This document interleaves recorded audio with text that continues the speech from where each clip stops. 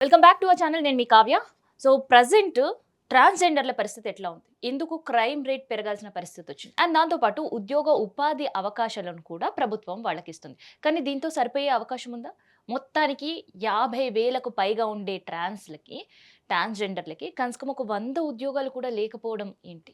So ఇట్లాంటి విషయాలన్నీ కూడా మనం మాట్లాడదాం. ఇక ప్రతిసారి ట్రాన్స్జెండర్ ఇష్యూస్ గురించి, వాళ్ళ రైట్స్ గురించి, వాళ్ళ సమస్యల గురించి సంవత్సరాల నుంచి పోరాడుతూ ఉన్న రచన గారు మనతో ఉన్నారు. మాట్లాడదాం. నమస్తే అండి. నమస్తే. ఎలా ఉన్నారు? బాగున్నాను. మీ పోరాటం ఇంకా కంటిన్యూ అవుతుందా? అది లైఫ్ లాంగ్ ఉంటుందండి. ఆ పోరాటానికి స్వస్తి ఎప్పుడు చెప్తారు? స్వస్తి ఉండదు. నేను నా తర్వాత వేరే వచ్చే తరాలు కూడా అది ముందుకు తీసుకెళ్తారండి. పోరాడినప్పుడే కదా హక్కులు సాధించుకునేది. ఇంకా మీ హక్కులు సాధన పూర్తి అవ్వలేదా? లేదండి. అంటే ఈ తరంలో కొన్ని వస్తున్నాయి. హ్మ్. రాబోయే తరంలో ఇంకొన్ని వస్తాయి అనుకుంటున్నాను.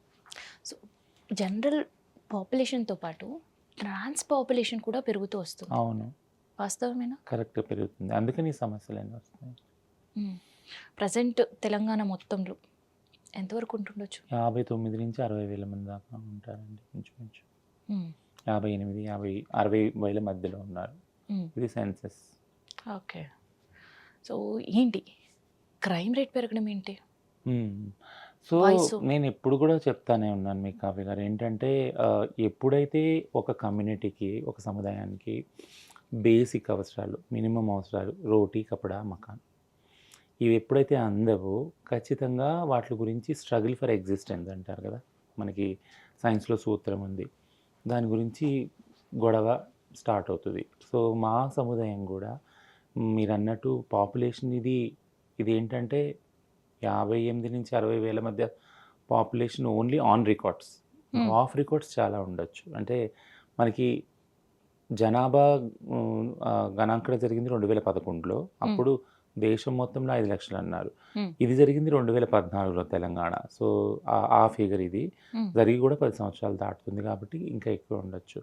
సో, పాపులేషన్ ఎలా పెరుగుతుందో మైగ్రేషన్ పెరుగుతుంది. మైగ్రేషన్‌తో పాటు ఒక ఒక స్థలంలో ఏదైతే సముదాయాలొచ్చి పని చేస్తున్నాయో దానికి సంబంధించి పోటాపోటీ కూడా పెరుగుతుంది. రోజువారీ అవసరాలు పెరుగుతున్నాయి. సో, హిజ్రా కమ్యూనిటీ గూడా, ట్రాన్స్‌జెండర్ కమ్యూనిటీ గూడా ఎవరైతే వేరు వేరు ఏరియాస్ నుంచి ఒక చోట వచ్చి ఉంటున్నారో వాళ్ళ నీడ్స్ పెరుగుతా ఉన్నాయి. అలాగే అక్కడ ఉన్న పాపులేషన్ గూడా పెరుగుతా ఉంది. ఏదైతే జనాభా పెరుగుతుందో అదే నిష్పత్తిలో అక్కడున్న మామూలు ఆడ, మగవారితోగా పాటుగా ట్రాన్స్‌జెండర్ పాపులేషన్ కూడా పెరుగుతా ఉంది. బట్ గవర్నమెంట్ చేయవలసింది ఏంటి అనంటే ఏదైతే లెక్కలు ఏవైతే ఉన్నాయో, హ్మ్. గణాంకాలు ఏవైతే ఉన్నాయో దానికి అనుగుణంగా రోటీ, కపడా, మకాన్ సమకూర్చగలిగామా? చుట్టు తిప్పినా ఎంతో చిన్న నెంబరేమో అది. మాకు ఆ నిత్యావసరాలు ఇవ్వటానికి గవర్నమెంట్‌కి పెద్ద బడ్జెట్ కూడా కాదు. సో, అది ఎప్పుడైతే లేదో స్ట్రగుల్ ఫర్ ఎగ్జిస్టెన్స్ అయ్యి ఎవరైతే నాకు కావాలి ఉన్న వనరులు కొద్దిగా వాటి గురించి కొట్లాటలు అట్లాడుకోవడం సర్వైవల్ ఆఫ్ ద ఫిట్టెస్ట్. ఎవరైతే అందులో ముందుకొస్తారో క్రైమ్ కూడా ఎగబడతారో వాళ్ళు మాత్రమే అక్కడ ఆ రిసోర్స్‌ని అందుకోవడము. అది డబ్బులు కావచ్చు, ఏదన్నా కావచ్చు. అందుకోవటం వాళ్ళు మనగలటం అట్‌లీస్ట్ జీవించుంచగలగటం జరుగుతుందనమాట. సో, నేననేది ప్రతిసారి గూడా ఈ సముదాయాలు ఏవైతే మాదే కాదు మార్జినలైజ్ కమ్యూనిటీస్ ఎవరైతే మినిమమ్ బేసిక్ కమ్యూనిటీస్ రావట్లేదో రోటీ, కపడా, మకాన్ వాళ్ళకి అవి కల్పించినప్పుడే ఒక సమాజం అయితే నిర్మించగలుగుతాం. ఇక్కడ రచన గారు, గతంలో మనం చూస్తే హిజ్రాస్, ట్రాన్స్జెండర్స్కి పబ్లిక్ చాలా గౌరవం ఇచ్చేవాళ్ళు. ఏదైనా ఒక సెలబ్రేషన్లో వాళ్ళు వస్తే బాగుండు, ఆశీర్వాదం తీసుకుంటే బాగుండు అనే ఒక భావన ఉండేది. కానీ ఇప్పుడు వస్తుంది ఆ సమూహం అంటే భయపడుతున్నారు. వాళ్ళు చేసే అకృత్యాలకు అక్కడ రివర్స్ అయ్యి కొట్టే పరిస్థితికి వస్తుంది. ఏం జరుగుతుంది అసలు? అంటే మీరన్నది కరెక్ట్. అంటే ఆహ్, ట్రాన్స్ హిజ్రా సమాజమే కాదు. ఎక్కడైతే జనాభా ఎక్కువవుతారు, అధికంగా జనాభా పెరుగుతదో, అక్కడ మోరల్ వాల్యూస్ గానీ, కల్చరల్ వాల్యూస్ గానీ ఆటోమేటిక్‌గానే అది పలచబడిపోతాయి. డీమోరలైజ్ అయిపోతాయి యాక్చువల్లీ. కల్చర్ అనేది మహాప్రస్థానంలో శ్రీశ్రీ గారు అన్నప్పుడు ఒక అప్రెసివ్ విధానంలో ప్రైజ్ కలిగే ప్రైజ్ చేసే కల్చరే కాదు కదా! ఏది గూడా జనాభా పెరిగినప్పుడు ఒకళ్ళ మీద అజమాయిషి చెలాయించి, పెత్తనం చెలాయించే ఏదైతే తీరుందో అది పెరుగుతుంది. నేనిప్పుడు చెప్పాను కదా! Survival for existence, survival for the fittest.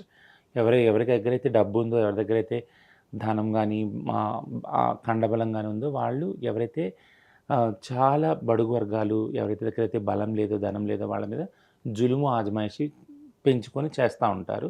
తద్వారా ఇది జరుగుతుంది. దానివల్ల క్రైమ్ పెరుగుతుంది. సో ట్రాన్స్జెండర్ కమ్యూనిటీలో కూడా మీరు ఇప్పుడు అన్న ఏదైతే ఉందో క్రైమ్ మీరు చూసినట్లయితే కల్చర్, హిజ్రా కల్చర్ ఏదైతే ఉందో, ఒక గురువు కింద శిష్యులు, ఆ శిష్యులు పొద్దున లేచి 10 దిశలుగా వెళ్ళి వాళ్ళకి దొరికింది తీసుకొచ్చి ఆ గురువు దగ్గరకు వచ్చి అందరూ సమానంగా పంచుకొని తినే ఒక కల్చరు అనాదిగా ఉంది. కొన్ని వందల వేల సంవత్సరాలుగా ఉంది గురు శిష్య పరంపర. ఇందులో ఏంటంటే మమ్మల్ని ఇళ్ళ నుంచి వెళ్ళగొట్టారు కాబట్టి గురువు అండన మేము చేరుతాం. అలానే గురువు చూసుకునే వాళ్ళు ఎవరు లేరు కాబట్టి ఏజ్ అయిపోతుంది కాబట్టి వృద్ధాప్యంలో మేము ఆమెను చూసుకుంటాం. సో ఇక్కడ ఒక సఖ్యత, సమైక్యత, ఇది ఒక కల్చర్ లాగా ఉంది. వీటిలన్నిటికీ మతం కానీ కులం కానీ ఏది అంటే కులానికి అతీతంగా మతం అనేది ఒక రక్షణగా ఉంది. ఫర్ ఎగ్జాంపుల్ వెళ్ళి రాముడు, కృష్ణుడు, దుర్గా, వెంకటేశ్వర స్వామి ఇట్లా దేవుళ్ళ పాటలు పాడి పుట్టినప్పుడు ఎవరైనా చిన్నపిల్లలు కానీ పెళ్ళిళ్ళకి కానీ ఇది కల్చర్ల విధానం. సో అవన్నీ ఆ దాతని రంజింపచేసి వాళ్ళకి దీవెనలు ఇచ్చి వాళ్ళు దీవెన విధంగా వారు ఏమన్నా ఇస్తే తీసుకొని వచ్చి దాన్ని నలుగురు పంచుకొని తినే పద్ధతి అనాదిగా ఉండేది. కానీ ఇప్పుడు ఆ పరిస్థితులు లేవు. అసలు అనాదిగాని మనం ఇక్కడ స్టూడియోలో కూర్చొని మాట్లాడే పరిస్థితి తప్ప గ్రౌండ్ రియాలిటీ చూస్తే అట్లాంటి సిచ్యువేషన్సే లేవు అసలు. లేదు. సో ఖచ్చితంగా ఒక డిమాండ్ మెంటాలిటీ, ఒక బిజినెస్ మోడల్ అయిపోయింది. యాక్చువల్లీ బిజినెస్ మోడల్ ఎప్పుడైతే అయిందో ఇచ్చిపుచ్చుకునేదే ఉన్నది. అది కూడా మనీ ట్రాన్సాక్షనల్ అయిపోయింది. యాక్చువల్లీ అది మనీ కావచ్చు, ఇంకో రకంగా కావచ్చు. ఎప్పుడైతే ట్రాన్సాక్షనల్ అయిపోయిందో ఈ కల్చరల్ వాల్యూస్ ఏవైతే ఉన్నాయో, నేను వెళ్ళాలి, ఆడాలి, పాడాలి, పాటలు పాడాలి, దేవుడిని స్తుతించాలి, అప్పుడు ఆయన తోచినంత ఇచ్చేదనేది కంప్లీట్గా ఎగ్జాస్ట్ అయిపోయింది. అంటే అది లేదు, కనపడట్లేదు. ఇప్పుడు ఏంటంటే అందరూ పరిగెడుతున్నారు అనమాట. వెళ్ళటం, వాళ్ళని డిమాండ్ చేయటం, ఇంత ఇవ్వగలమన్నా కూడా లేదు మాకు అంత కావాలని డిమాండ్ చేయటం, తీసుకోవటం, మళ్ళీ ఇక్కడ అవ్వగానే ఇంకో చోట ఇట్లా. అంటే ఒక కల్చర్ దగ్గర నుంచి ఎక్కడ ఆట పాడి మెప్పించి రంజింపజేసేది ఆ విధానం ఎక్కడ, వెళ్ళి డిమాండ్ చేసి ఇవ్వకపోతే బట్టలిప్పి లేకుంటే దుర్భాషలాడి వాళ్ళని శపించే ఈ విధానం ఎక్కడ, రెండిటికి జమీన్ ఆస్మాన్ ఫరక్ ఉంది. సో ఇదంతా కూడా ఎందుకు జరుగుతుంది అన్నప్పుడు నేను ఇందాక చెప్పిన కారణాలే, జనాలు పెరుగుతున్నారు, దానివల్ల కూడా. అయితే ఇక్కడ మీరు అన్న ఫస్ట్ ఏదైతే మనం డిస్కషన్ చేసామో దీవెనలు, రంజింపజేయడం, ఇవన్నిటిని పబ్లిక్ యాక్సెప్ట్ చేశారు, పబ్లిక్ వెల్కమ్ చేశారు. సో ఎప్పుడు వస్తారని ఎదురు చూశారు. కానీ ఇప్పుడు situation is not at all. Tolerate చెయ్యని పరిస్థితికి వచ్చేసారు. పూర్తిగా రివర్స్ లో ఉన్నారు. సో ఇట్లాంటి పరిస్థితులలో మనుగడ సాగించగలుగుతారా? లేదండి అసలు. అంటే కల్చర్ని ప్రొటెక్ట్ చేసుకోకపోతే ఆ కల్చర్ మనల్ని ఖచ్చితంగా మింగేస్తుంది, అంటే సమాప్తే చేస్తుంది యాక్చువల్గా. సో ఆ విధానం కూడా మనం పరిరక్షించుకోవాలి. సో ధర్మాన్ని రక్షించినప్పుడే ధర్మం మనల్ని రక్షిస్తుంది కదా. ధర్మో రక్షతి రక్షిత అని ఊరికనే అనలేదు పెద్దలు. సో కాబట్టి ఏదైనా ఒక ధర్మాన్ని, ఏదైతే హిజ్రా కల్చర్లో దాగి ఉన్న ధర్మాన్ని, ఆ మర్మాన్ని అర్థం చేసుకొని దాన్ని ప్రొటెక్ట్ చేసుకోగలిగితే ఆ రాబోయే తరాల వరకు అది మనల్ని ప్రొటెక్ట్ చేస్తుంది. లేదు అదొక వాయిలెంట్ వేలో, ఒక క్రిమినల్ వేలో దాన్ని తీసుకెళ్తే కనుక ఖచ్చితంగా ప్రజలే తిరగబడతారు. ఉదాహరణకి మొన్న రీసెంట్గా ₹1,00,000 ఇన్సిడెంట్ అయ్యింది కీసరలో. ఏంటి అది మరి అన్యాయం అనిపించలేదా విన్న తర్వాత ₹1,00,000 అన్నది? సో ఇన్ని సంవత్సరాల నుంచి నేను మాట్లాడుకుంటున్నాం, ఎన్నో యూట్యూబ్ ఛానల్ ఇంటర్వ్యూ ఇచ్చాను, ఏ రోజు ట్రోల్ కాలేదు నేను. బట్ అందులో అన్ని వినాల్సి వచ్చింది, అన్ని రకాల తిట్లు కానీ అది కానీ. అలా నేను బాధపడట్లేదు, బాధ అయితే పడట్లేదు. బాధ అంటే వారు తిట్టారన్న బాధ నాకు లేదు. బట్ ఏదైతే నా కమ్యూనిటీ ఎందుకు రోజు రోజుకి కల్చరల్ వాల్యూస్ ఏవైతే ఉన్నాయో, ఎందుకంటే కమ్యూనిటీని కాపాడాలని కంకణం కట్టుకొని మొదటిగా ఆ రోజుల్లో వచ్చిన మనిషి మీరు, అదే ఎందుకు దిగజారిపోతున్నాం, ఇంకా ఎందుకు మన వాళ్ళని చెప్పుకోలేకపోతున్నాం, మంచి చెడు ఎందుకు చెప్పుకోలేకపోతున్నాం, ఇది కల్చర్ కాదు, ఇది అసలు ఇలా ఉండకూడదు, ఒక పద్ధతి ఉండాలి, అడిగే విధానంలో మార్పు ఉండాలి, ఇవన్నీ అనుకున్నప్పుడు నాకు చాలా అంటే ఆ విధంగా బాధ కలిగింది. తిట్టినా కూడా చాలామంది నాకేం అనిపించలేదు. ఆ తర్వాత ఒక 2-3 ఇంటర్వ్యూలో ఎవరు కూడా కామెంట్ చేయలేదు, అర్థం చేసుకున్నారు ప్రజలు కూడా. బట్ మీరన్నట్టు ప్రజల్లో నెగిటివిటీ అయితే వచ్చింది. ప్రజల్లో నెగిటివిటీ వచ్చిందంటే అది పాలసీ విధానంలో కానీ, క్రైమ్లో కానీ, వైలెన్స్లో కానీ వేరు విధానాలుగా అది మనకి తగులుతుంది. తగలదని మాత్రం అనుకోవద్దు. ఆ ప్రజలు జాగరూకులయ్యి ఆ యాక్షన్ తీసుకునే ముందే మనం మన కమ్యూనిటీని, మన కల్చర్ని ప్రొటెక్ట్ చేసుకోవడం చాలా మంచిది. ఎందుకంటే ఇప్పుడు ఒక కీసర ఇన్సిడెంట్తో ఇది ఆగింది అని నేనైతే అనుకోవట్లేదు. చాలా గృహప్రవేశాలు జరుగుతాయి, చాలా షాపింగ్ మాల్స్ ఓపెనింగ్ జరుగుతాయి, చాలా జ్యువెలరీ షాప్స్ ఓపెనింగ్ జరుగుతాయి, చాలా పెళ్ళిళ్ళు జరుగుతాయి, చాలా పేరెంటాలు జరుగుతాయి, ఫంక్షన్ హాల్స్ అన్నీ బజ్ అయిపోతాయి. సో అట్లాంటి సందర్భంలో కూడా ఈ కీసర ఇన్సిడెంటే మిగతా వాళ్ళు కూడా ఇంప్లిమెంట్ చేసే అవకాశం ఉంటుంది. ఈ ఇరిటేషన్ వాళ్ళకి తెప్పిస్తే ఇజ్ ఇట్ ట్రూ? ట్రూ అండి, మీరు అన్నది కరెక్ట్. ఎందుకంటుంటే ఇప్పుడు సదానంద్ గారు ఆ కేసరి ఇన్సిడెంట్లో ఎవరైతే కంప్లైంట్ చేశారో ఆయన కూడా యూట్యూబ్లో ఆన్లైన్ వచ్చి ఇంటర్వ్యూలో మాట్లాడారు. అవును, మా అవును. లైలాతో కానీ నాతో కానీ ప్రేమలీలతో కానీ నేను మాట్లాడలేదు, లైలా ప్రేమలీల వాళ్ళు మాట్లాడారు, చాలా ఇంటర్వ్యూలో కూడా వచ్చారు. But at the end of the day ఆయన వెళ్ళి విత్డ్రా చేసుకున్నాడు కంప్లైంట్. ఏంటి అంటే సమాజంలో ఇంకా ఒక జాలి దయ అనే కోణం ఉంది, ఎస్ ఉంది. ఇంకా ఉంది. సమాజంలో ప్రతి ఒక్క మూల ఉంది. అది మీరు పోలీస్ అవ్వచ్చు, న్యాయాధికారులు కావచ్చు, ఇళ్ళ ముందు వెళ్ళి ఆ గృహప్రవేశంలో వెళ్ళి ఇచ్చే దాతలు కావచ్చు, ఎవరైనా కావచ్చు, డాక్టర్లు కావచ్చు, ఎవరైనా కావచ్చు, లాయర్లు కావచ్చు, వాళ్ళకే దాలి జయ అనేది గుణాలు ఉన్నాయి. అది అడుగంటికిపోతే, అది కానీ ఇంకిపోతే నెక్స్ట్ వచ్చేది పగ, ప్రతీకారము, ద్వేషం మాత్రమే. అయితే ఇక్కడ మీరు అన్నట్టు ఆయన కంప్లైంట్ రిటర్న్ తీసుకున్నారనే విషయం కంటే కూడా అక్కడ జరిగిన ఘర్షణే చాలా ట్రోల్ అయింది. చాలా ట్రోల్ అయింది. సో ఇంకెవరైనా మళ్ళీ ఇట్లా చేస్తే మేము కూడా సేమ్ రిపీట్ చేస్తాము అనే భావనలోకి చాలా మంది వచ్చారు. ఎస్, అది యాక్సెప్ట్ చేస్తారా? 80% మీరు కామెంట్స్ తీసుకుంటే ఏమన్నారు, మీకు ఎందుకు ఇవ్వాలి డబ్బులు? ఎస్. సో ఎందుకు ఎక్కడో కూడా మేము కూడా ఆ కామెంట్స్ చదివితే అవును వీళ్ళు మమ్మల్ని ఇట్లా ఇరిటేట్ చేస్తారు, డబ్బులు ఇవ్వకపోతే శాపనార్థన పెడుతున్నారు, లేదు డబ్బులు ఇవ్వకపోతే బట్టలు విప్పి నానా బీభత్సం అక్కడ సృష్టిస్తున్నారు అనేది. But it's not at all right. Not at all right, not at all right. Right అని ఎప్పుడు అంటలేదు. It's everything is wrong. Like you know, అంటే పబ్లిక్ని బాధ పెట్టి హింసించి చేసేది ఏది కూడా అది కల్చరు కాదు, అది ప్రాపర్ కూడా కాదు, ఏ విధంగా కూడా ప్రాపర్ కాదు. దాన్ని మనం ఎవరు కూడా ఏ విధంగా కూడా సమర్థించలేం. అలానే కల్చర్ కూడా సమర్థించదు. ఎవరైతే 400 సంవత్సరాల నుంచి ఈ పరంపరలో ఉన్నారో వాళ్ళు ఎప్పుడూ సమర్థించరు. మరి ఎందుకు స్టిల్ అలాగే కంటిన్యూ అవ్వడం? ఎందుకంటే ఒకరితో మాటలు పడ్డం వేరు, దెబ్బలు పడ్డం వేరు. ఇప్పుడు మాటల దాకే ఊరుకున్నారు, దెబ్బల దాకా వెళ్ళలేదు. యాక్చువల్గా అందులో అన్నారు కూడా ఇంటర్వ్యూలో, ఆ కింద కామెంట్స్లో కూడా తిరిగి అంటే దెబ్బలు తినే పరిస్థితి తెచ్చుకున్నారు, నెక్స్ట్ టైం వస్తే మేము ఇవ్వం, అది జరిగినాయి కూడా. ఈ ఇంటర్వ్యూ అయ్యాక కొంతమంది వెళ్ళాక వెంటనే 100 కాల్ చేసి పోలీసుని పిలిచిన వాళ్ళు కూడా ఉన్నారు. నాకు ఫోన్ చేసుకుంటా మమ్మీ నన్ను తీసుకొచ్చారు, ఎఫ్ఐఆర్ చేస్తున్నారంటే నేను అన్నాను, పెద్దలు పిలిచి ఇది జరుగుతుంది, ఒక్కళ్ళతో కాదు, ఇద్దరితో కాదు, ఇక విరివిగా జరుగుతుంది ఇది. యాక్చువల్గా దీనికి కూడా మీరు ప్రిపేర్ అయ్యి ఉండండి. ఎప్పుడైతే మీరు కల్చర్లోకి వెళ్ళరో, కల్చర్ యొక్క ప్రొటెక్షన్, మళ్ళీ మూలాలకి వెళ్ళరో, కల్చర్ మూలాలకి, ఇది ఖచ్చితంగా మన అందరినీ కబళించేస్తుందని నేను చెప్పడం జరిగింది. కమిటీలు కూడా పెట్టుకోవడం జరిగింది. క్రైమ్ గారికి సంబంధించి, కల్చర్ సంబంధించి, డిసిప్లిన్కి సంబంధించి, ఫైనాన్స్ సంబంధించి, ఇట్లా ఒక 6-7 కమిటీలు పెట్టుకున్నాం అన్నమాట. బట్ అవి ఇంకా యాక్టివ్ కాలేదు, దాని గురించి ప్రయత్నాలు జరుగుతున్నాయి. సో క్రైమ్ కేసెస్ కూడా చాలా పెరుగుతున్నాయి. చంపుకునేంత వరకు కూడా దిగజారే పరిస్థితికి వచ్చాయి. Sorry to talk about it and sorry to say that word, దిగజారిపోయారు అనేది. But still the things are going on.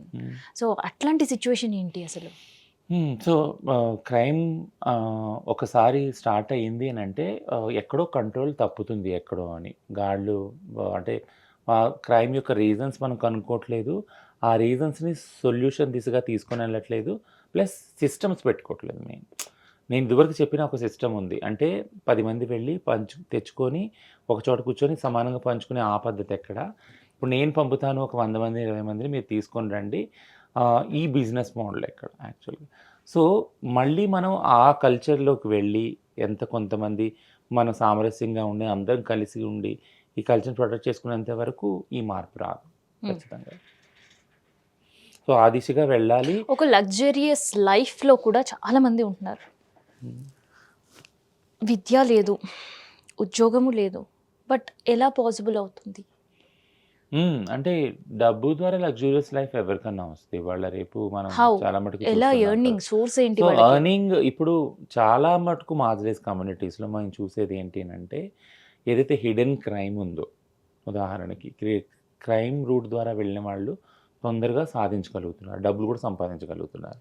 But as a ముందు రోలో ఉన్నవాళ్ళు, కొద్దిగా పెద్దగా ఉన్నవాళ్ళు కమ్యూనిటీలో ఎప్పుడు చెప్పేది ఏంటంటే, అదొక ట్రాన్స్ కమ్యూనిటీ కాదు, ఇదన్నీ మార్జినలైజ్ కమ్యూనిటీకి వర్తిస్తుంది. ముందు ఉన్నవాళ్ళు చెప్పేది ఏంటంటే, ఇది పద్ధతి కాదు, మీరు ఎందుకంటే మీరు ఇప్పుడు క్రైమ్ చేసి డబ్బులు సంపాదిస్తారు, నెక్స్ట్ ఏం చేస్తారు, మీ కమ్యూనిటీని ఎక్స్ప్లాయిట్ చేయడం స్టార్ట్ చేస్తారు, మీ కమ్యూనిటీకి ప్రాబ్లం చేయడం స్టార్ట్ చేస్తారు.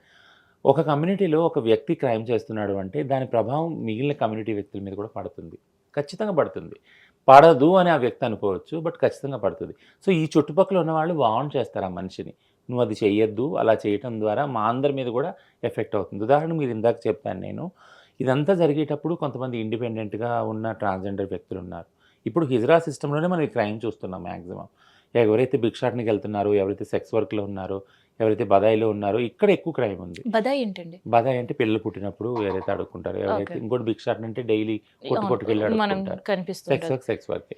హ్మ్. ఇందులో ఎక్కువ క్రైమ్ చూస్తున్నాం. ఇది కాకుండా కూడా ట్రాన్స్ వాళ్ళు ఉన్నారు కదా! హ్మ్. ఇప్పుడు చూడండి 38 మంది ట్రాఫిక్ అసిస్టెంట్స్ ఉన్నారు.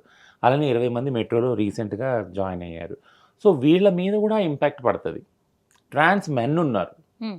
ట్రాన్స్ మెన్ ఎవరైతే ఆడవాళ్ళుగా పుట్టినోళ్ళు, మగవాళ్ళు వాళ్ళనుకో ట్రాన్సిషన్ అయ్యి వాళ్ళు జాబులు చేసుకుంటున్నారు. వాళ్ళు ఇండిపెండెంట్‌గా వీళ్ళ మీద కూడా ట్రాన్స్‌జెండర్ అనంగానే హిజ్రా కేవలం కాదు.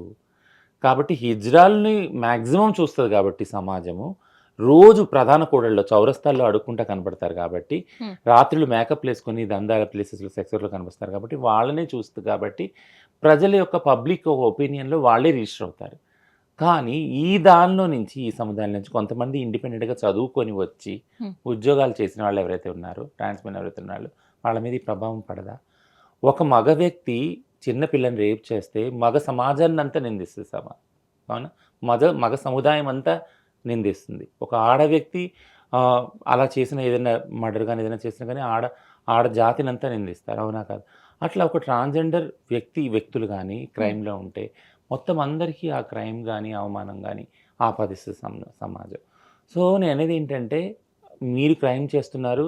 మీరు ముందుకెళ్తారా మీ క్రైమ్‌తో పాటు అందరిని గూడా మీ వెనక సమాజం ఒకే కట్టగట్టి చూసే అవకాశం రిస్క్ లేకపోలేదన్నట్టు.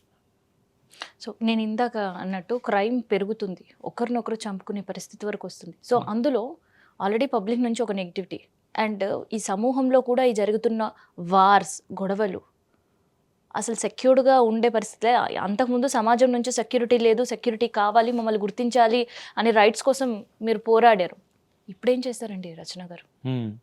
ఇప్పుడు కమ్యూనిటీ గురించి, ట్రూ. కమ్యూనిటీ రక్షణ గురించి, కమ్యూనిటీ వాళ్ళే రక్షణ కల్పించాలని ఇంకొక కొత్త ఉద్యమం ఏమైనా స్టార్ట్ చేస్తున్నారా? ఎగ్జాక్ట్‌లీ. కమ్యూనిటీ వాళ్ళు ఎవరైతే క్రైమ్, వయలెన్స్ చేస్తున్నారో వాళ్ళ నుంచి ఎవరైతే ఇండిపెండెంట్‌గా ఉన్నారో, లేదా ఎవరైతే క్రైమ్ చెయ్యట్లేదో అదే సముదాయంలో వాళ్ళని రక్షించాలని ఖచ్చితంగా ఒక క్యాంపెయిన్ చెయ్యాలి. వందలాది కేసులేంటి అసలు? వందలాది కేసులు రోజుకి అసల వింత రకమైన కేసులు అది గూడా. అంటే హ్మ్. బ్లాక్‌మెయిల్ చేసిన కేసులు, యాగం జరుగుతుంటే వెళ్లి బట్టలిప్పిన కేసులు, తిట్టిన కేసులు, శాపనార్థాలు పెట్టిన కేసులు ఇవన్నీ అసలు మేము అంటే ఊహకు అందని క్రైమ్ అన్నమాట ఇది యాక్చువల్‌గా.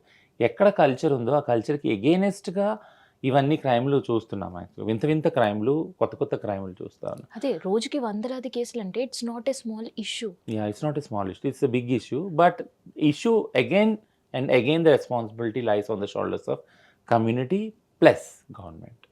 ఖచ్చితంగా. కమ్యూనిటీని వాళ్ళంతట వాళ్ళు సర్దుకోవటానికి, వాళ్ళంతట వాళ్ళు మీటింగ్స్ పెట్టుకోవటానికి, రూల్స్ పెట్టుకోవటానికి, ఒక ఫ్రేమ్‌వర్క్ చేసుకోవడానికి కష్టపడతానే ఉంటారు. జరిగినప్పుడల్లా హ్మ్. మొత్తం కమ్యూనిటీ చలించిపోతది. వణికిపోతది యాక్చువల్‌గా. హ్మ్. అంతెందుకు మొన్న జరిగిన ఇన్సిడెంట్‌లోనే బోరబండ ఇన్సిడెంట్ నేను చెప్తున్నాను. ఒక 10 డేస్ నేను షాక్‌లోనే ఉన్నాను. కాల్చేయడం ఏంటండి నడి రోడ్డు పైన? అదే. నేను షాక్‌లో ఎలా ఉన్నాను అంటే స్తబ్దించిపోయానంటే, ఇది ఏం జరుగుతుంది అసల? ఎందుకు జరుగుతుంది ఇది యాక్చువల్‌గా? ఒక సోషల్ మీడియాలో ఒక పోస్ట్ పెట్టలేదు, ఒక లైక్ లేవు, ఎక్కడికి వెళ్ళాలని లేదు, బయటికెళ్ళాలని లేదు, కూర్చొని ఇంట్లోనే తినాలని లేదు. ఎందుకంటే మాటి మాటికి అదే కళ్ళల్లో తిరుగుతా ఉంది. అంటే తల్లిదండ్రులను వదిలిపెట్టి రోడ్డు మీదకొచ్చిన పిల్లలు రక్షణ లేకుండా వాళ్ళ ప్రాణాలను కోల్పోతున్నారు అంటే, అంటే మీరంటున్నారు కదా! వ్యవస్థ క్రైమ్ వేరే విషయం. వ్యవస్థను ఏర్పరుచుకున్న వ్యవస్థ మాకు ఒక సపోర్ట్ సిస్టమ్‌ని క్రియేట్ చేయకపోగా మమ్మల్ని చంపుతుంది. అది కూడా చిన్న చిన్న పిల్లలు ఇలా చనిపోతున్నారు అంటే ఇంకా ఆ వ్యవస్థ ఎందుకు? ఆ వ్యవస్థ ఎటువైపు వెళుతుంది యాక్చువల్‌గా? అన్న ఒక షాకు అది కూడా నేను యాస్ ఎ రచన మీరన్నట్టు. ఇప్పుడు మీరు నిలదీసినట్టే అడిగారు. I never felt wrong for that. Discomfort అస్సలు ఫీల్ అవ్వట్లేదు.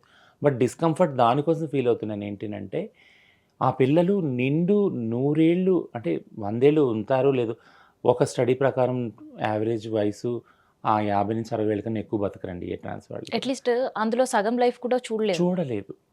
అంతకన్నా చిన్న పిల్లలు కూడా ఎవరైతే 20, 20, 22, 23 వాళ్ళు కూడా కళ్ళ ముందు చనిపోతే అసలు అన్నం కూడా సహించలేదు. అంటే బాధ ఏంటినంటే, ఈ బాధ ఒకటి వాళ్ళు చనిపోయారని షాక్ ఒకటి. ఇది ఎవరికన్నా వస్తది కదా! ఎవరి దాకన్నా వస్తది కదా! యెస్. వన్స్ రేపొద్దున నేను స్టార్టెడ్. సేఫా? యాజ్ ఎ రచన నేను సేఫా? కాదే. కాదు. నాకైతే అనిపించట్లేదు నేను సేఫ్ అని.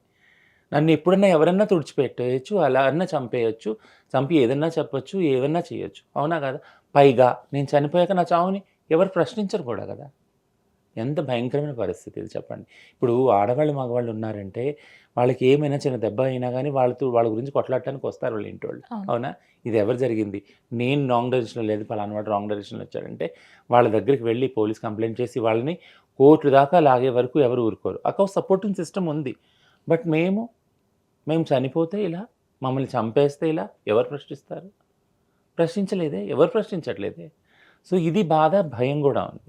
సో, రేపొద్దున్న ఇండిపెండెంట్‌గా నిలబడటానికి, ఉద్యోగాలు చేసుకోవటానికి గవర్నమెంట్ ముందుకు రావచ్చు. గవర్నమెంట్ సపోర్ట్ చేయడానికి శాయశక్తులా ముందుకొచ్చి అన్నీ ఉద్యోగాలు గానీ, చదువు గానీ అన్నిట్లో హెల్ప్ చేయొచ్చు. బట్ మన కమ్యూనిటీ నుంచి మార్పనేది మొదలు కాకపోతే, వీటిలన్నీ అందుకోవటానికి సక్షంగా మన కమ్యూనిటీ మనం తయారు చేసుకోకపోతే, ఈ క్రైమ్‌ని, వయలెన్స్‌ని తప్పించుకోకపోతే, సిస్టమ్ ఏం చేయాలో దానంతట అదే చేస్తుంది. ఇప్పుడు ఒక బాడీలో ఒక చిన్న భాగం పాడవుతుంది. మనం డాక్టర్ దగ్గరికి వెళ్లి మందులు తింటాం. అవునా? ప్లస్ ఈ ఈ ఒక్క భాగం మీదనే ఆ మందులు పనిచేయవు. మిగిలిన భాగాలు గూడా బాగా శరీరంలో దాని మీద పనిచేస్తాయి. దాన్ని క్యూర్ చేయడానికి, రెమెడీ చేయడానికి. ఒకవేళ అది కాలేదంటే డాక్టర్ ఏం చెప్తాడు? తీసేయండి అంటాడు. ఒక వేలు చెడిపోతే ఫర్ ఎగ్జాంపుల్ ఇన్ఫెక్షన్ వస్తే అవునా? అలానే అవుతుంది. సో, మనంతట మనం మారాలి. చాలా మారాలి మా సముదాయం. దానికి తగ్గట్టు గవర్నమెంట్ గూడా చాలా సపోర్ట్ మాకు చేయాలి. యాహ్! డన్. సో, ఏంటి ఇంకొంతమంది అట్లీస్ట్ మీరన్నట్టు ఇప్పుడు గవర్నమెంట్ ఇచ్చే ఉద్యోగాలతో కొంతమంది, కానీ ఇంకొంతమంది మనం గతంలో చూసినట్టు డాక్టర్స్‌గా ఉన్నవాళ్ళు, తర్వాత యూట్యూబర్స్‌గా ఉండేవాళ్ళు. Hmm. How they are now? They are all good. But not in a good condition అని చెప్తాను. ఇది ఏదైతే ఇన్సిడెంట్స్ అవుతున్నాయో క్రైమ్ అండ్ వయలెన్స్‌లో చాలామంది భయపడుతున్నారు గూడా బయటికి రావటానికి, మాట్లాడటానికి కూడా. ఎందుకంటే షాక్‌లో ఉన్నారు చాలామంది. షాక్ ప్లస్ భయం ఏం మాట్లాడితే ఎటొస్తుందో, ఎలా తీసుకుంటారో, గవర్నమెంట్ ఇంక నమ్ముద్దా? ఎందుకంటే ఈ ప్రాసెస్‌లో క్రైమ్‌లో ముఖ్యంగా జరిగేది ఏంటి అనంటే, ఇందాక మనం అనుకున్నాం కదా! జాలి, దయ అనేది. జాలి, దయ అనేది కల్చరల్‌లో ఒక రెస్పెక్ట్‌గా భక్తి, భయం అనేది ఉన్నది. భక్తి ఉన్నవాళ్ళు ఖచ్చితంగా దేవుడు మనుషులు వీళ్ళ దీవెనలు తగులుతాయి, వీళ్ళ శాపాలు తగులుతాయని వాళ్ళు ఇస్తారు. ఇప్పుడు భయం స్టేజ్‌లోకొచ్చేసారు అందరూ. భయపడి ఇవ్వడం స్టార్ట్ చేశారు. నెక్స్ట్ అంటే ఐ డోంట్ థింక్ భక్తిని సో. దాటెళ్ళిపోయారు. భక్తి, దయ అయిపోయింది. అయిపోయింది. ఇప్పుడు ఎగ్జాక్ట్‌లీ. తెగింపుంది. తెగింపుంది. సో, ఈ భక్తి భయం దాటుకొని వెళ్ళిపోయాక, హ్మ్. ఇప్పుడు పబ్లిక్ ఎలా తిరగబడతారు అనేది చాలా భయముంది. అది ఎవరన్నా కావచ్చు, ఎలా అన్నా కావచ్చు. అవునా? సో, ఈ అన్‌సేఫ్ జోన్‌లో ఏదైతే ఉందో కమ్యూనిటీ, ఈ అన్‌సేఫ్ జోన్ నుంచి సేఫ్ జోన్‌లో తీసుకెళ్ళటానికి చాలా పని చేయాలి. చాలా పని చేయాలి కమ్యూనిటీ తోటి. అలాగే గవర్నమెంట్ కూడా వెంటనే ఏదైతే మినిమమ్ బేసిక్ అమ్యూనిటీస్ ఉన్నాయో, రోటీ కపడా మకాన్, రేషన్ కార్డ్స్ గానీ, సర్జరీస్ గానీ, ఇవన్నీ గూడా ఉద్యోగాలు గానీ, గవర్నమెంట్ సెక్టార్‌లు ఇవన్నీ ఇవ్వటం స్టార్ట్ చేసినప్పుడు మార్పు మొదలవుతుంది. అసలు ఈ 38 ట్రాఫిక్ అసిస్టెంట్స్ గూడా వస్తారు, ఈ ఉద్యోగాలు చేస్తారు. ఇన్ని రోజులు, ఇన్ని నెలలు అవును. Almost 1 year అయిపోతదింక. 1 ఇయర్ చేస్తారు అంటే నాకు నిజంగా వాళ్ళని చూసినప్పుడల్లా ఐ ఫీల్ సో ప్రౌడ్. ఇప్పుడు ఇంకో 20 మెంబర్స్ ఆన్ బోర్డ్ వచ్చారు మెట్రో సెక్యూరిటీలో. వాళ్ళని చూసినప్పుడు ఒక హోప్ కలుగుతుంది. ఒక నమ్మకం, ఒక ఆశ కలుగుతది. లేదు మార్పనేది వస్తుంది ఖచ్చితంగా అని. డన్. సో, ఇన్ని సంవత్సరాలు పడ్డ కష్టానికి ప్రతిఫలం కనిపిస్తుందా ఇప్పుడిప్పుడు? చాలా. యాజ్ ఎ రచన మీరు అడిగితే ఏంటంటే, హ్మ్. నాకు కళ్ళమ్మట నీళ్ళు రావు. ఇంకిపోయినాయి అవును. ఆల్మోస్ట్ ఆల్ నాకు. యెస్. యెస్. ఎందుకంటే రోజు జరిగే ఏదైతే ఇన్సిడెంట్స్ ఉన్నాయో ఏడ్చుకోని రోజు లేదు. ఏడ్చిన రోజే. బట్ నేను పడ్డ కష్టం ఎప్పుడైతే నేను చూసుకున్నానో, హ్మ్. పరిగెత్తి పోలీసులు వెనకబడి అంటే ఆహ్, నేనొక హ్మ్, ఇల్లీగల్ ఎంటిటీ లాగా, పర్సన్ లాగా, హ్యూమన్ బీయింగ్ లాగా వ్యవస్థ, స్టేట్ గాని ట్రీట్ చేసిన ఆ రోజు నుంచి, అవును. ఈరోజు నా పిల్లలు ఉద్యోగాలు చేసుకునే రోజు, ఆ జర్నీ చూస్తే నాకనిపిస్తది. వావ్! అంటే ఇట్స్ రియల్లీ మెమరబుల్. అంటే I can die now. No, no, no. ఇప్పుడు పోవచ్చు నేను You have అంటే much more works in the community Yeah. now. But అంటే ఐ ఫీల్ సో ఇప్పటి వరకు స్టిల్ ఆన్ డే ఇవాళ మనం కూర్చొని మాట్లాడుకుంటున్న స్టూడియో ఈ క్షణం వరకు మా కమ్యూనిటీకి రక్షణ లేదు, మా కమ్యూనిటీని కాపాడాలి అని పోరాడిన రచనకి హ్యాజ్ ఏ కావ్య నేను మీకు ఇప్పుడు పెద్ద ఒక టాస్క్ ఉంది అని నేను అనుకుంటున్నా. కమ్యూనిటీ రక్షించుకోవాలి అని ఒక కొత్తది నినాదంతో మీరు ముందుకు వెళ్ళాలనుకుంటున్నాను. ఎస్ వెళ్తాను. బట్ కానీ నా తర్వాత తరాలు ఆ తర్వాత తరాలు ఎవరైతే వచ్చారో వాళ్ళు ఆ బాధ్యత తీసుకోవాలి. యాక్చువల్గా ఒక చిన్న లాజిక్ చెప్తాను ఇందులో. ఇండిపెండెంట్గా ఎవరైతే ముందుకొస్తారో వాళ్ళు ఖచ్చితంగా అంటే కమ్యూనిటీ ఫ్యాబ్రిక్ వేరు, ఓకేనా. ఇండిపెండెంట్గా ఉన్నది ప్రోస్ అండ్ కాన్స్ వేరుంటాయి. ఇది ఎవరికి అర్థం కాదు నాన్ కమ్యూనిటీకి. ఎందుకంటే నాన్ కమ్యూనిటీలో కూడా మీరు గమనించారు, ఆడవాళ్ళు ఎవరైతే కుటుంబ వ్యవస్థలో ఉంటారో ఉమ్మడి కుటుంబాలు కానీ అక్కడున్న సేఫ్టీ సెక్యూరిటీ అక్కడున్న నెగిటివ్ చాలా ఉంది, నెగిటివిటీ కూడా ఉంది. పొద్దున్న లెగిస్తే పని చాకరీ ఇదంతా అక్కడి నుంచి వచ్చి Somehow security. సంహావ్ సెక్యూరిటీ అక్కడి నుంచి వచ్చి ఎప్పుడైతే ఇండిపెండెంట్ ఫ్యామిలీ Nuclear ఉంటారో అందులో ఉన్న ప్రోస్ కాన్స్ కూడా ఉంటాయి. అందులో ఎప్పుడు సేఫ్గా ఫీల్ అవ్వరు. ఎవరు పక్కింటి వాళ్ళు ఏం చేస్తారు, లేదా ఎప్పుడు ఎవరి నుంచి థ్రెట్ వస్తుంది, నేను బయటికి వెళ్తే ఉద్యోగం చేయడానికి సేఫ్గా వస్తాను, ఆ పిల్లల సేఫ్టీ, ఆ భర్త హెల్త్, ఇవన్నీ కూడా ఉంటుంది. అది ఒక జాయింట్ ఫ్యామిలీలో అవన్నీ ఆటోమేటిక్గా అయిపోతాయి. ఒకళ్ళు కాకపోతే ఒకళ్ళైనా టేక్ కేర్ చేసుకుంటారు, వంతులుగా వాళ్ళు తీసుకుంటారు. అందులో కూడా ప్లస్ మైనస్లు ఉన్నాయి, ఇందులో కూడా ప్లస్ మైనస్లు ఉన్నాయి. సేమ్ ఇదే హిజ్రా కల్చర్లో కూడా ఎప్పుడైతే హిజ్రా కల్చర్ ఆల్మోస్ట్ మీరు అన్నట్టు క్రిమినలైజ్ వైలెన్స్తో కూడుకొని అయిపోతుందో, ఆ రూట్ ఏదైతే ప్రాచీనమైన హిజ్రా వ్యవస్థ ఉందో అది దాంతో డిటాచ్ అయిపోతుంది కమ్యూనిటీ. కొత్తగా ఒక హిజ్రా కమ్యూనిటీ స్టాండ్ అవుతుంది. విచ్ ఈజ్ లైక్ ఒకవేళ వాళ్ళు రూల్స్ సంప్రదాయాన్ని పాటించి అన్నీ చక్కగా చేసుకుంటే ఇప్పుడు అంటే ఒక ధోరణిలో ప్రొటెక్ట్ చేసుకుంటే కల్చర్ని బాగానే నడుస్తుంది. లేకపోతే ఈ క్రైమ్లో ఇంకా జారిపోతారు వాళ్ళు, అవునా. వీళ్ళందరినీ ఈ రెండింటిని పక్కన పెట్టుకొని హిజ్రా వ్యవస్థని ఒక ఇండిపెండెంట్ ఎప్పుడైతే ఎమర్జ్ అవుతారో, ఇప్పుడు ఫర్ ఎగ్జాంపుల్ ఒక ఇండిపెండెంట్ ట్రాన్స్ మహిళ ఉంది, జాబ్ చేస్తుంది. మహా అయితే మన దగ్గర వచ్చిన ఒక 30,000 మినిమం అనుకుందాం, శాలరీ అనుకుందాం. అది ఏ విధంగా కూడా సరిపోదు. ట్రాన్స్ అవ్వటం వల్ల ట్రాన్సిషన్కి ఖర్చులు అవుతాయి, హెల్త్ ఖర్చులు ఉంటాయి, ఇంటి ఖర్చులు ఉంటాయి, రెంట్ ఉంటుంది, ఇవన్నీ ఉంటాయి. ఇవన్నీ చూసుకోగా ఇంకా అదనంగా అప్పులే చేయాల్సి వస్తుంది మంత్లీ, అవునా. సో ఇవన్నీ అవుతూ ఉంటే ఎప్పుడైతే ఇక్కడ ఈజీ మనీ ఎవరైతే ఉన్నారో భిక్షాటనకి వెళ్ళేవారు, సెక్స్ వర్క్ వెళ్ళేవాళ్ళు, ఇది ఎప్పుడు అట్రాక్ట్ చేస్తూనే ఉంటుంది. మేము ఇక్కడ ఇంత ఈజీగా సంపాదిస్తున్నాం కదా అని. వీళ్ళు ఎప్పుడు వెళ్ళిపోదామా, ఎందుకు వచ్చిన బాధ ఇది, ఈ కొద్దిపాటి డబ్బులతోటి నేనేం చేయగలను అనేది. బట్ ఈ కొద్దిపాటి వాళ్ళు కూడా ఇండిపెండెంట్గా నిలబడిన వాళ్ళు కూడా వాళ్ళ కేర్ ముఖ్యం. ఒకవేళ నాకు తల్లి ఆరోగ్యము, తండ్రి ఆరోగ్యము, లేదా అన్నదమ్ముల హెల్త్ ఇష్యూస్ అన్నీ ఉన్నాయనుకో, నేను ఆ ఉద్యోగంలో మనగలనా, లేదు. పైగా ఒకవేళ బ్యాక్ టు సెక్స్ వర్క్ కానీ బ్యాక్ టు బెగ్గింగ్ అని వెళ్ళాల్సి వస్తుంది. లేదు నేను ఫర్ ఎగ్జాంపుల్ ఎవరో ఒక అబ్బాయి వచ్చాడు, పెళ్లి చేసుకొని ఉన్నాను. బట్ ఆ అబ్బాయికి అది వివక్షతే, ఆ అబ్బాయి ఫ్యామిలీలో అది వివక్షతే, ఆ అబ్బాయి నేను కలిపి ముందుకు నడవటం పెద్ద వివక్షతే. అంకిత నాయుడు ఇష్యూ అదే కదా. ఎస్. సో మీ ఇద్దరం కలిపి ఎప్పుడైతే వివక్షను ఎదుర్కోవాలో ఖచ్చితంగా దానిలో మనీ ఇన్వాల్వ్ అయి ఉంటుంది. మనీ ఎక్కువ సేఫ్గా సెక్యూరిటీగా ఉండాలంటే ఖచ్చితంగా ఇల్లు కట్టుకోవాలి, ఒక బ్యాంక్ బ్యాలెన్స్ ఉండాలి, ఇవన్నీ ఉండాలి, కాబట్టి మనీ ఇన్వాల్వ్ అయి ఉంటుంది. సో నేను అనేది ఏంటంటే ఇండిపెండెంట్గా ఉన్న వాళ్ళు కూడా చాలా మటుకు బాధలే పడుతూ ఉన్నారు. అక్కడేం సేఫ్టీ లైఫ్ లేదు. బట్ ఏదైతే హిజ్రా వ్యవస్థలో ఉన్నారో అక్కడ కూడా క్రైమ్ ఎక్కువ మనం చూస్తూ ఉన్నాం. So nobody is like safe anyway అన్నప్పుడు దీని అంతటికి సంబంధించిన ఒక చర్చ జనరేట్ చేయాలి గవర్నమెంట్ అనేది. ఎందుకంటే ట్రాన్స్జెండర్ వ్యక్తుల యొక్క బాధ్యత at the end of the day గవర్నమెంట్దే కదా. గవర్నమెంట్ పూనుకొని చేసినప్పుడే వీటిలన్నిటికీ అట్లీస్ట్ 50% అన్న పరిష్కారం మనం తేగలుగుతాం. అది. సో అంకిత నాయుడు ఏం చెప్తారు? ఏం చెప్పను, వాళ్ళ లైఫ్ వాళ్ళు లీడ్ చేస్తున్నారు కదా ఇండిపెండెంట్గా. రాజ్ ఇండిపెండెంట్గా ఉన్నాడు, అంకిత ఇండిపెండెంట్గా ఉంది, and they are happy independently. That's what I feel for now. So Ankita Naidu పైన ఫస్ట్ అంటే వెన్ దే విడిపోయినప్పుడు కూడా చాలా గౌరవంగా, చాలా డిగ్నిటీ ఆఫ్ వేలో everybody is appreciated and sympathetic to both of them. కానీ ఎందుకు రాను అంకిత నాయుడు పైన నెగిటివిటీ పెరుగుతుంది? Again marriage life, again family life. So అదేం తప్పు కాదు. సో పితృస్వామ్య వ్యవస్థలు అదే అవుతుందండి. ఏంటంటే సమాజం ఎప్పుడూ ఒక ఎక్స్పెక్టేషన్ తోటే చూస్తుంది అందరినీ కూడా. సో కల్చర్లో ఏంటంటే ఆడవారు మగవారు కలిసి ఉండటం, ఒక ఫ్యామిలీని ఏర్పరచుకోవడం, అది కూడా ఒక ట్రాన్స్ మహిళ ఒక ఫ్యామిలీని ఫ్యామిలీ బంధానికి కట్టుబడి ఉండటము కదా! అందులో ఉండి ఒక డిఫరెంట్ లైఫ్ స్టైల్‌ని ఎప్పుడైతే వాళ్ళు చూపిచ్చారో సోషల్ మీడియాలో గానీ, పబ్లిక్ అందరూ దాన్ని ప్రైజ్ చేశారు కదా! దాన్ని అంటే ఏదైతే వాల్యూస్ ఉన్నాయో అనాదిగా ప్రాచీన వాల్యూస్, ట్రెడిషనల్ వాల్యూస్ ఒక ఫ్యామిలీ ఉంటదో ప్రేమగా, అన్యోన్యంగా అలానే డబ్బులు సేవ్ చేసుకొని ఇల్లు కట్టుకోవటం ఇదంతా గూడా వాళ్ళు ఎగ్జాక్ట్ చూస్తున్నారు కాబట్టి పబ్లిక్ ఫస్ట్ టైమ్ కాబట్టి దే ఆల్ ప్రైజ్డ్. వాళ్ళు అప్రిషియేట్ చేశారు వాళ్ళని. బట్ పబ్లిక్ ఇంటెన్షన్స్ ఎప్పుడు గూడా ట్రెడిషనల్‌గానే ఉన్నాయి. అప్పటికిప్పటికి ఎప్పటికుంటాయి అవి. ఓకేనా? పబ్లిక్‌దేం తప్పులేదు. బట్ ఎప్పుడైతే ఆ ట్రెడిషనల్ వే కాదనుకోని ఇద్దరు సెపరేట్‌గా జీవించడానికి స్టార్ట్ చేసి, ఈమె కొద్దిగా ముందుకు వెళ్ళి వేరే లైఫ్ స్టైల్ ఎంచుకున్నప్పుడు ఖచ్చితంగా పబ్లిక్‌కి అబ్జెక్షన్ వస్తుంది. అది అంకిత నాయుడే కాదు, ఆ ప్లేస్‌లో రచన ఉన్నా వస్తది, కావ్య ఉన్నా వస్తది, ఏ ఆడ వ్యక్తి ఉన్నా వస్తది.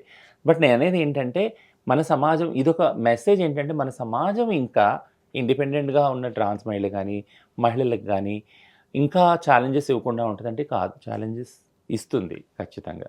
మగవారిని ప్రైజ్ చేసి, మగవారిని ఉత్తమమైన అంటే అత్యున్నత సింహాసనం అంటారు. నాకు నోరు తిరగట్లేదు. అత్యున్నత సింహాసనం అంటారు కదా! ఆ! అది దాని మీద కూర్చోపెట్టే పితృస్వామ్య వ్యవస్థ ఇంకా చాలా స్ట్రాంగ్‌గా మన సమాజంలో ఉంది. So, that is what I can say at the end of the day. Yeah! So, very luxurious life ఎలా పాసిబుల్ అవుతుంది అసలు? లగ్జూరియస్ లైఫ్ వెనక ఎన్ని అప్పులున్నాయో మనకు తెలీదు కదా! యాక్చువల్‌గా. అప్పులు గూడా ఉంటాయి చాలామందికి. అనిపిస్తది అట్లా. హ్మ్. బట్ నాకు తెలిసిన ట్రాన్స్‌జెండర్ వాళ్ళు చాలామంది ఎవరైతే కమ్యూనిటీలో ఉన్నారో సో కాల్డ్ లగ్జూరియస్ లైఫ్‌లో ఉన్నవాళ్ళు, వాళ్ళకి తెలిసి కూడా నాకు చాలా అప్పులు గానీ, లోన్స్ గానీ కట్టలేక లాస్ట్ మినిట్‌లో చాలా ఫైనాన్షియల్‌గా క్రైసిస్‌లో చిక్కుకొని ఉన్నవాళ్ళు గూడా చాలామంది చూసాను. సో, ఈ ట్రాన్స్‌జెండర్ వాళ్ళ ఒక ఫేము, ఒక రెప్యుటేషను, ఆహ్, హ్మ్. ఒక ఏమంటారు ఆస్తికి సంబంధించిన ఏవైతే దికావా అనను. బట్ ఒక పిక్చర్ ఏదైతే ఉంటదో మన కళ్ళ ముందు, అదిని చూసి మనం ఎప్పుడూ అంటే మోసపోకూడదు. ఎందుకంటే అది చిటికేస్తే మాయమైపోయే ఒక ఒక పరిస్థితుల్లో ఉంటారు. పరిస్థితిలో ఉంటారు. ఒక పిక్చర్ అది యాక్చువల్‌గా. ఎందుకంటే నేను ఇంతకుముందు కూడా చాలా ఇంటర్వ్యూస్‌లో చెప్పాను. ట్రాన్స్‌జెండర్ వాళ్ళ దగ్గర ఉండేది మాక్సిమం క్యాష్ రూపంలో ఉంటుంది. లేకుంటే అసలు బంగారం ఏంటి రూపంలో మెయిన్ సోర్స్ ఉంటుంది. ఏంటి అసలు? మెయిన్ సోర్స్ అదే. అంటే ఐదర్ బెగ్గింగ్ అవ్వని, సెక్స్ వర్క్ అవ్వని, ఈ రెండే ఈ సోర్సెస్. 2 ఏదైనా గానీ వాళ్ళ వాళ్ళ దగ్గర లిక్విడ్ రూపంలో ఉంటుంది. అది బంగారం గానీ, లేదా క్యాష్ రూపంలో గానీ. ఎప్పుడైతే ఆ బంగారం ఏ రూపంగా వెళ్ళిపోయినా, అంటే వాళ్ళ కన్న తల్లిదండ్రుల సంబంధించిన ఫ్యామిలీ వాళ్ళు తీసేసుకోవచ్చు. భర్త ఎవరైతే భర్తని వస్తాడో వాడు తీసేసుకోవచ్చు. గురువులు ఎవరైతే ఉన్నారో వాళ్ళు గూడా అప్పుడప్పుడు అంటే ఏదైనా అప్పులు చేస్తే వాళ్ళు దానికి అటాచ్ చేయొచ్చు. ఇవన్నీ ఎళ్ళిపోతే మళ్ళీ జీరోకొచ్చేస్తారు వాళ్ళు. జీరోకొచ్చిన లైఫు అంటే వాళ్ళ పొటెన్షియల్ లైఫ్ ఏదైతే ఉంటదో అది సంపాదించి, ఆ ఎనర్జీ, ఆ ఎఫర్ట్స్ అంతా ట్రాన్సిషన్ అయిపోయాక అది ఉండకపోవచ్చు. సో, మనం చూసే ఏదైతే పిక్చర్ ఉంటుందో అది చాలా వాలటైల్ పిక్చర్ అనమాట. అంటే చాలా ఫ్లెక్సిబుల్‌గా పిక్చర్. అది పర్మనెంట్ పిక్చర్ అయితే అస్సలు కాదు. చుట్టుపక్కల ఉన్నవాళ్ళు వాళ్ళ ఎన్వైర్న్‌మెంట్ ఎవరైనా తలుచుకున్నా గానీ చిటికలో వాళ్ళని మళ్ళీ నిరుపేదలు చేసేయొచ్చు. యాహ్! డన్. సో, మొత్తానికి న్యూ ఇయర్ నుంచి ఇంకొత్త కంకణం కట్టుకొని ముందుకు వెళ్ళాలని నేను కూడా కోరుకుంటున్నాను రచన గారు. థాంక్ యూ అండి. Hope so. యాహ్! డన్. ఖచ్చితంగా. ఇప్పటి వరకు మా కమ్యూనిటీని రక్షించండి అన్నారు. కానీ కమ్యూనిటీ వాళ్ళే కమ్యూనిటీని రక్షించండి. మనకంటూ ఒక రైట్స్ ఉన్నాయి. వాటిని ప్రొటెక్ట్ చేసుకోవాలి. ట్రెడిషన్‌ని ప్రొటెక్ట్ చేసుకోవాలి అన్నప్పుడు మాత్రమే మనుగడ సాధ్యమయ్యే పరిస్థితులుంది. డన్. యాహ్! సో, ఇదనమాట రచన గారితో స్పెషల్ ఇంటర్వ్యూ.